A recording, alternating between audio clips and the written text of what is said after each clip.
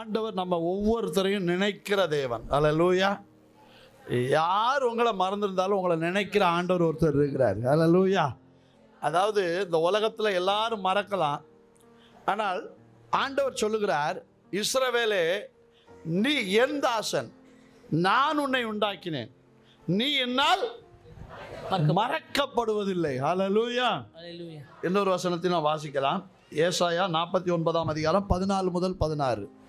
இங்கே வசனம் சொல், சீயோனே கர்த்தர் என்னை கைவிட்டார், ஆண்டவர் என்னை மறந்தார் என்று சொல்லுகிறாள். ஆண்டவர் சொல்றார், ஸ்திரீயானவள் தன் கற்பத்தின் பிள்ளைக்கு இறங்காமல் அவள் மறந்தாலும் அவர் சொல்றாரு, இதோ என் உள்ளங்கைகளில் உன் மதில்கள் எப்பொழுதும் எனக்கு முன்பாக இருக்கிறதுன்றார். ஆமென். மதில்கள் அப்படின்னு சொல்லும்போது நம்ம வாழ்க்கை ஆண்டவருக்கு முன்னாடி இருக்கு. ஒரு அல்லேலூயா சொல்லுவோமா? அவர் சொல்றார், நீ என்னால் மறக்கப்படுவது இல்லை. இன்றைக்கு நம்ம பல சூழ்நிலைகளிலே பலரால் மறக்கப்படுகிறோம். சில நேரங்களிலே ஏதோ ஒரு சூழ்நிலைகளிலே நம்மை நினைக்கிறவர்கள் உண்டு, நம்மை நினைத்து நமக்கு உதவி செய்கிறவர்கள் உண்டு. ஆனால் சில நேரங்களிலே அவர்கள் நம்மை மறந்து விடுவார்கள். அநேகர் மறந்து விடுவார்கள். அதுவும் சொல்ல வேண்டும் என்றால் நம்முடைய உறவுகளாக இருக்கலாம், நட்பாக இருக்கலாம், எல்லாரும் மறக்கலாம். ஆனால் ஆண்டவர் சொல்றாரு, பெற்ற தாய் தன் பாலகனை. இந்த உலகத்திலே ஒரு உறவு எப்பவுமே மறக்காத ஒரு உறவுனா எது? தாய் தன் பிள்ளைகளை என்ன செய்ய மாட்டாங்க, மறக்கவே மாட்டாங்க. அந்த பிள்ளை எவ்வளோ மோசமாக இருக்கட்டு, அந்த தாய் என்ன சொல்லும், என் பிள்ளை தான் எனக்கு முக்கியம் அப்படின்னு சொல்லுவாங்க. ஆனால் ஆண்டவர் சொல்றாரு, பெற்ற தாய் தன் பாலகனை மறப்பாளோ, அவள் மறந்தாலும். ஒரு அல்லேலூயா சொல்லுங்களேன். பக்கத்தில் கையை பிடிச்சு சொல்லுங்க, உங்களை மறக்காத ஆண்டவர் உங்க கூட இருக்கிறார். அல்லேலூயா. இந்த உலகத்தில் யார் உங்களை பற்றி மறந்துருக்கலாம், உங்களை நினைக்காம இருக்கலாம். ஆனால் இந்த ராத்திரி இந்த புதிய ஆண்டை தொடர்கிற நம்மை பார்த்து ஆண்டவர் சொல்றார், நீ என்னால் மறக்கப்படுவதே இல்லை. ஹல்லேலூயா. அவர் நம்மளை நினைச்சார்னா நம்ம வாழ்க்கையில எல்லாமே எந்த நேரத்தில் நடக்கணுமோ அது நடக்கும். ஆமென். எல்லா நேரத்திலும் எல்லாம் நடக்காது. இன்றைக்கு சில நேரத்தில் பார்த்தீங்கன்னா ஆண்டவர் நினைச்சார்னா எல்லாத்தையும் மாற்ற முடியும். ஆனால் அவர் நமக்கு எந்த நேரத்தில் எது தேவையோ அதை சரியாக செய்வார், நேர்த்தியாக செய்வார். ஒருவேளை நாம் அவசரப்படுவோம். இன்னைக்கு நடந்தால் சில காரியங்கள் நல்லா இருக்கும் போல நமக்கு தெரியும். ஆனால் ஆண்டவருக்கு தெரியும், இன்றைக்கு நடந்தால் அது நமக்கு ஆபத்து, நமக்கு அது நன்மையானது அல்ல. அதனால் கர்த்தர் வசனம் சொல்லுது, ஏற்ற காலத்தில் அடங்கியிருங்கள் அப்படின்றாரு. ஏற்ற காலத்தில் கர்த்தர் சகலத்தையும் நேர்த்தியாய் செய்திருக்கிறாரா? எல்லாரும் சொல்லுங்க, எப்படி செய்திருக்கிறாரா? அவர் முந்தவும் மாட்டார், பிந்தவும் மாட்டார். நீங்கள் பார்த்தீங்க அப்படின்னா, மரியாள் கானாவூர் கல்யாணத்தில் திராட்சை ரசம் என்ன செய்தது? குறைவுபட்டோடனே இயேசுநாதர் என்ன சொன்னாங்க? அவர்களுக்கு திராட்சை ரசம் இல்லை, குறைவு போட்டிருக்கு அப்படின்றாங்க. அப்போ இயேசுநாதர் என்ன சொன்னார்? என் வேலை இன்னும் வரவில்லை அப்படின்றார். அதனால் அவர் சைலண்டாக இருந்தாரா? அடுத்த உடனே செயல்பட ஆரம்பிச்சிட்டார். ஒரு அல்லேலூயா சொல்லுங்களேன். நம்ம ஆண்டவர் பாருங்க, சில நேரத்தில் நமக்காக செயல்படாதவர் போல தெரிவார், ஆனால் அவர் நமக்காக செயல்பட்டு இருப்பார். ஆமென்.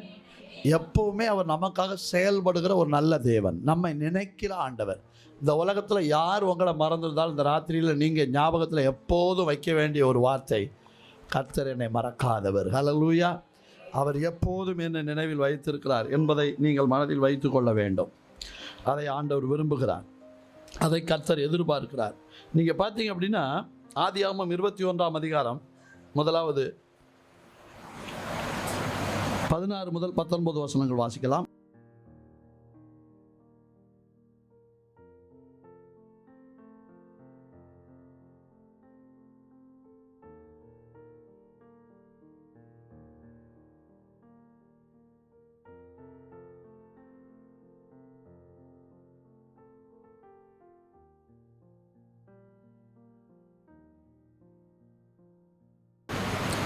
நீங்கள் இங்கே வாசிக்கும்போது இஸ்மவேல் என்ற ஆகாருடைய மகன். அவனை கூட்டிக் கொண்டு ஆகார் எங்கே வராங்க? வனாந்தரத்தில் வராங்க. இந்த ஆகார் யார் அப்படி என்றால், இவள் ஒரு எகிப்திய பெண். ஆனால் இவள் ஆபிரகாமுக்கு மனைவியாய் கொடுக்கப்பட்டாள், சாராளால் கொடுக்கப்பட்டாள். கொடுக்கப்பட்ட பின்பு நீங்கள் பார்த்தீங்க அப்படின்னா, இவள் சாராளால் நெருக்கப்படும் போது இவள் என்ன செய்கிறாள்? சாராளை விட்டு எப்படியா தப்பிச்சு ஓடிடணும்னு ஓடுறா. அப்போ ஆண்டவர் அவளை வழியில் பார்க்குறார். பார்த்து, ஆகாரே எங்கே போகிற அப்படின்றார். அப்போ அவள் சொல்கிறா, என்னுடைய எஜமாட்டி எனக்கு செய்கிற அந்த கஷ்டத்தை என்னால் தாங்க முடியல, அதனால் நான் என்ன செய்கிறேன்? தப்பி ஓடுறேன் அப்படின்றா. அப்போ ஆண்டவர் சொல்கிறாரு, நீ போய் அடங்கியிரு, நான் உன்னை ஆசீர்வதிப்பேன்றார். நான் உன் குழந்தைய ஆசீர்வதிப்பேன்றார். அப்போ அவங்க போய் என்ன செய்கிறாங்க? ஆபிரகாம் கூட போய் அடங்கி இருந்து இஸ்மவேல் பிறக்கிறான். இஸ்மவேல் பிறந்து 13 வயது ஆன பிறகு அவனுக்கு விருத்த சேதனம் செய்யப்படுது. என்ன செய்யப்படுது? எல்லாரும் சொல்லுங்கள், என்னது? பார்த்தீங்கன்னா அந்த ஆபிரகாமுக்கும் விருத்த சேதனம் எப்போ பண்ணப்பட்டுச்சுன்னா, இவனுக்கு 13 வயசு இருக்குச்சுமே, அவருக்கு 99 வயசு. அப்போ தான் விருத்த சேதனம் பண்ணப்பட்டது ஆபிரகாமுக்கும். பார்த்தீங்கன்னா அந்த விருத்த சேதனம் எதற்கு அடையாளம் என்றால், உடன்படிக்கைக்கு அடையாளம். எல்லாரும் சொல்லுங்கள், என்ன எதுக்கு அடையாளம்? நீங்கள் நல்லா கவனிக்கணும். ஆண்டவர் உடன்படிக்கைகளை நினைவு கூறுகிற தேவன். எல்லாரும் சொல்லுங்கள், எதை நினைவு கூறுகிற தேவன்? பழைய ஏற்பாட்டில் பார்த்தீங்க அப்படின்னா, முதலாவது ஆண்டவர் நோவாவோடு உடன்படிக்கை பண்ணினார். அவர் பார்த்தீங்க அப்படின்னா எப்போ உடன்படிக்கை பண்ணினார்னா, கப்பலை விட்டு அவர் வெளியே வரும்போது 8ஆம் அதிகாரம் 1ஆம் வசனத்தை வாசிக்கலாம். அதை 1ஆம் வசனத்தை மட்டும் வாசிங்க. ஆதியாகமம் 8ஆம் அதிகாரம் 1ஆம் வசனம். தேவன் நோவாவையும் அவனோடு பேழையில் இருந்த சகல காட்டு மிருகங்களையும் சகல நாட்டு மிருகங்களையும் நினைத்தருளினார். நோவாவை கர்த்தர் என்ன செய்தாரா? நினைத்தருளினார். எல்லாரும் சொல்லுங்க, என்ன செய்தார்? நினைத்தருளினார். இங்கே இருக்கிற ஒவ்வொருத்தரையும் கர்த்தர் நினைத்தருளி இருக்கிறார். ஆமென். நாமெல்லாம் கர்த்தரோட ஒரு உடன்படிக்கையில் உறுதியாக வாழணும். எல்லாரும் சொல்லுங்க, எப்படி வாழணும்? உடன்படிக்கை. பழைய ஏற்பாட்டில் பார்த்தீங்க அப்படின்னா நோவாவோடு உடன்படிக்கை பண்ணினார். அதுக்கு பின்பு ஆபிரகாமோடு உடன்படிக்கை பண்ணினார், ஈசாக்கோடு உடன்படிக்கை பண்ணினார், யாக்கோபோடு உடன்படிக்கை பண்ணினார். அதுக்கு பின்பு இஸ்ரவேல் ஜனங்களோடு உடன்படிக்கை பண்ணினார். நல்லா கவனிக்கணும். இந்த புதிய ஏற்பாட்டிலே இயேசு கிறிஸ்துவின் மூலமாய் கர்த்தர் உங்களோடு என்னோடு உடன்படிக்கை பண்ணியிருக்கிறார். ஹல்லேலூயா. இயேசு கிறிஸ்து கல்வாரி சிலுவையிலே சிந்தின இரத்தத்தின் மூலம் அவர் நம்மை பரிசுத்தப்படுத்தி நாம் ஒவ்வொருவரையும் அவருடைய பிள்ளைகளாய் மாற்றி இருக்கிறார். ஹல்லேலூயா. அப்போது நாம் எல்லாரும் யாராய் மாற்றப்பட்டிருக்கிறோம் என்றால், தேவனோடு உடன்படிக்கை உள்ளவர்களாய் மாற்றப்பட்டிருக்கிறோம். இதை பவுல் அப்போஸ்தலன் ரொம்ப அதிகமாய் அவர் எழுதியிருக்கிறார். அதை குறித்து விளக்கமாய் நாம் பார்க்கும்போது, ரோமர் நிருபங்களை நீங்கள் படிக்கும்போது, இப்போ எடுக்க வேண்டாம், ரோமர் நிருபத்தை படிக்கும்போது அவர் சொல்கிறார், பழைய ஏற்பாட்டில் அவர்களுக்கோடு பண்ணின உடன்படிக்கையில் அவர்கள் நிலை நிற்கவில்லை. ஆண்டவர் புதிய உடன்படிக்கையை கர்த்தர் நம்மோடு ஏற்படுத்தி இருக்கிறார். ஹல்லேலூயா.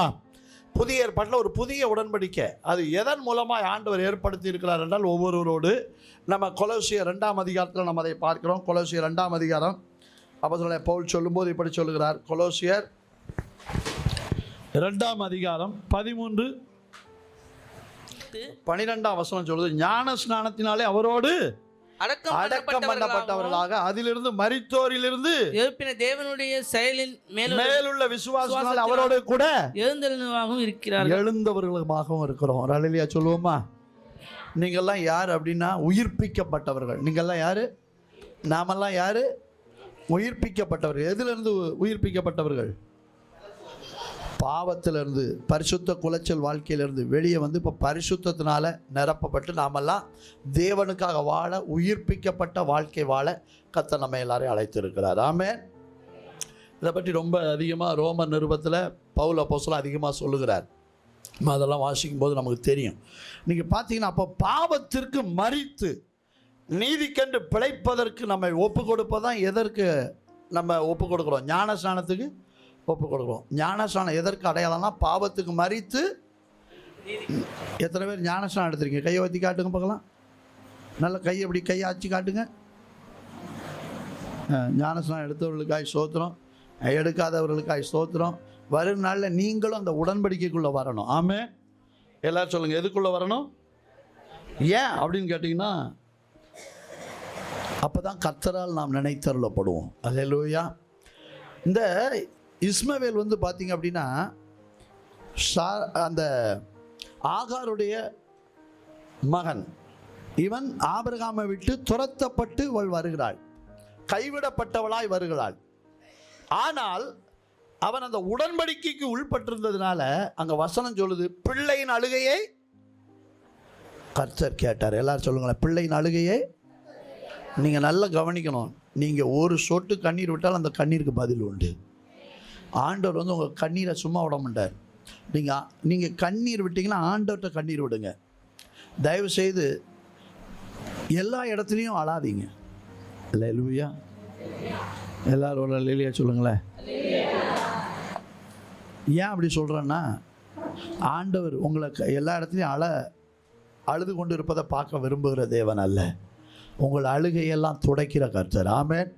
அப்போ நீங்கள் என்ன செய்யணும்னா, ஆண்டவர்கிட்ட கண்ணீர் விடணும். உங்கள் கண்கள்லேருந்து வர்ற கண்ணீர் யார்கிட்ட விடணும்? இந்த ஆகார் போய் ஓன்னு அழுறா, யாரும் கிடையாது. அவள் ஆண்டவருக்கு முன்பாய் அழுது கத்தி சத்தமிடுகிறாள். ஆண்டவர் சொல்லுகிறார், அங்கே ஒரு பக்கம் இஸ்மவேல் தண்ணி இல்லாமல் தொண்டை இழுத்து கொண்டு அவனும் அழுது கொண்டிருக்கிறான். உயிர் போகும் என்ற பயத்தோடு அழுது கொண்டிருக்கிறான். 13-14 வயது பையன். இங்க 14 வயசுல யார் இருக்கீங்களா?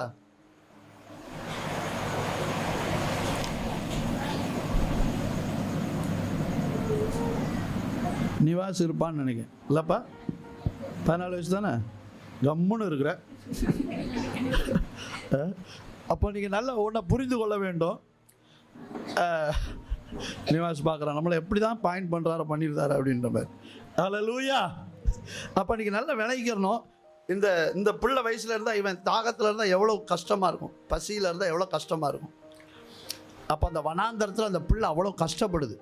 சிலர் வந்து குழந்தையாக இருந்தான்னு நினச்சிருந்தாங்க. பிள்ளை அப்படின்னோடனே குழந்தையாக நினச்சிக்கிறாங்க. குழந்தை கிடையாது. நம்ம நிவாசன குழந்தையா? அவரை மாதிரி அன்றைக்கு அந்த இஸ்மவேல் இருக்கிறான். அப்போ பார்த்தீங்க அப்படின்னா, அந்த சூழ்நிலையில் அவன் தண்ணி தாகத்தில் அழுது கதறுறான். மரணத்துக்கு அந்த பிள்ளை போராடிட்டு இருக்கு. அப்பதான் ஆகார், இந்த பிள்ளையின் மரணத்தை நான் என்ன செய்ய முடியாது, பார்க்க முடியாது அப்படி சொல்லி தூரத்தில் போய், கல்லறி தூரம்னு வசனம் சொல்லுது. அவன் அந்த பிள்ளையை விட்டு கல்லறி தூரத்தில் போய், இயேசு எப்படி சீசர்களை விட்டு கல்லறி தூரத்தில் போய் ஜெபம் பண்ணாரோ அழுது கண்ணீர் விட்டு, அதை போல ஆகார் கண்ணீர் விட்டு தேவனை நோக்கி கதறினாள். ஆண்டவர் பிள்ளையின் சத்தத்தை கேட்டார். அல்லேலூயா. ஏன்னா அந்த உடன்படிக்கையை கர்த்தர் நினைவு கூறுகிற தேவன். ஆமென். நம்ம இன்னொரு ஆதாரத்தை கூட நம்ம பார்க்குறோம் பாருங்க பைபிளில். யாத்திராகமம் 2ஆம் அதிகாரம். உடன்படிக்கையை கர்த்தர் நினைக்கிற தேவன். 24-25. யாத்திராகமம் 24-25. தேவன் அவர்களை பெருமூச்சை கேட்டு தான் ஆபிரகாமோடும் ஈசாக்கோடும் யாக்கோபோடும் செய்த உடன்படிக்கையை நினைவு கூர்ந்தார். தேவன் இஸ்ரவேல் புத்திரர் கண்ணோக்கினார். தேவன் அவர்களை நினைத்தருளினார். நினைத்தருளினார். ஒரு அல்லேலூயா சொல்லுவோமா? 400 வருஷம் மேல, 430 வருஷங்கள் கானான் தேசத்தை விட்டு புறப்பட்டு வந்த யாக்கோபு மரித்து போனான். யோசேப்பு மரித்து போனான். அதற்கு பின்பு சந்ததிகளாய் வந்து 430 ஆண்டுகள் அவர்கள் அடிமைகளாக இருக்கிறார்கள். அன்றைக்கு இருந்த எகிப்தினுடைய ராஜா, அன்றைக்கு இருந்த இஸ்ரவேல் மக்களை பெருகக்கூடாது என்று சொல்லி பல நெருக்கங்களை கொடுக்கிறான், அவர்களை ஒடுக்குகிறான், அவர்களை துன்பப்படுத்துகிறான்.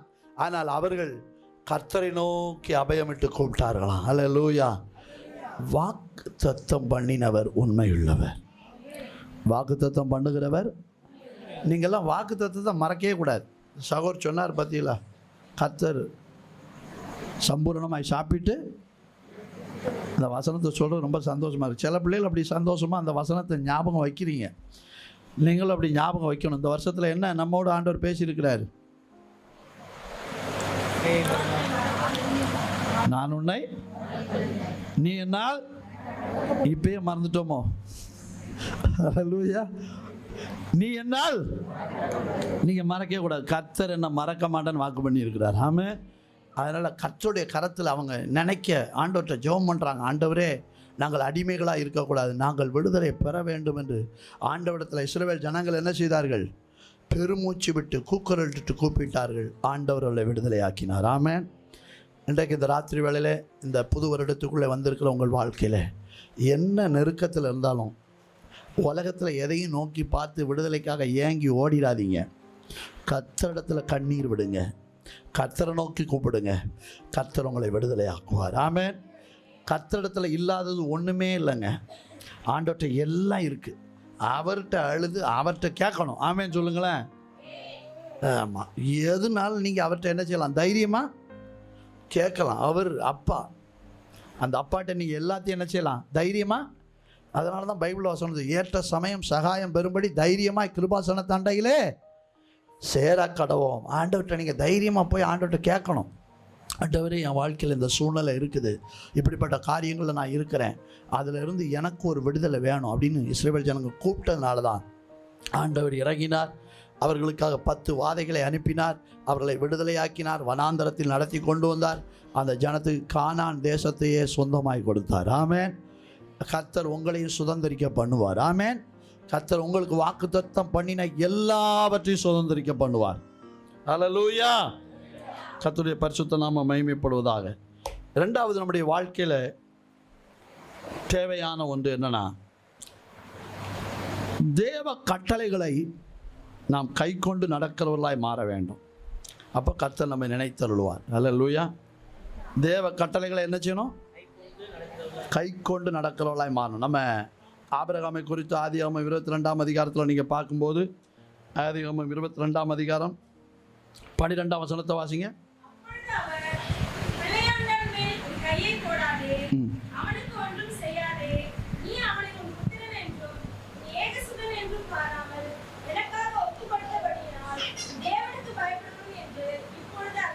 நீங்கள் நல்லா கவனிக்கணும். இங்கே வசனம் சொல்லுது, அவன் தேவனுக்கு பயப்படுகிறவன் என்று தேவன் அறிந்து கொள்ளுகிறார். எதன் மூலம் அப்படின்னு கேட்டிங்கன்னா, அதுக்கப்புறம் பின்னாடி ஆண்டவர் சொல்கிறார் பாருங்க, 18ஆம் வசனம். நீ என் சொல்லுக்கு கீழ்ப்படிந்தபடியினால் சன்னதிக்குள் பூமியில் உள்ள சகல ஜாதிகளும் ஆசீர்வதிக்கப்படும். அதைத்தான் சங்கீதம் 128:1 சொல்லுது. கர்த்தருக்கு பயந்து அவர் வழிகளில் நடக்கிற மனுஷன் எவனோ அவன் பாக்கியவான். பாக்கியம் எங்கேயோ கிடையாது. கர்த்தருக்கு பயப்படுற பயம் நம்ம உள்ளத்தில் வேணும். ஆமேன்னு சொல்லுவோமா? ரெண்டாவது, அவருக்கு நம்ம கீழ்ப்படியணும். யாருக்கு கீழ்ப்படியணும்? அப்போ நம்மை கர்த்தர் நினைத்தருளுவார். ஆமேன். அந்த மோரியா மலையில் கர்த்தர் அவனை நினைத்தருளி ஒரு ஆட்டை கொடுத்தார். ஆமேன். கர்த்தர் உங்களை நினைத்தருளி உங்களுக்கு வேண்டிய எல்லாத்தையும் அந்த டைமில் கொடுப்பார். ஆமேன்னு சொல்லுங்களேன். நீங்கள் அந்த டைமில் பெற்றுக்கொள்றதுக்கு நீங்கள் சொன்னால், அவருக்கு பயந்து உங்கள் வாழ்க்கையில் அவருக்கு கீழ்ப்படுகிற அந்த கீழ்ப்படிதலை முக்கியத்துவப்படுத்த வேண்டும். அல்லேலூயா.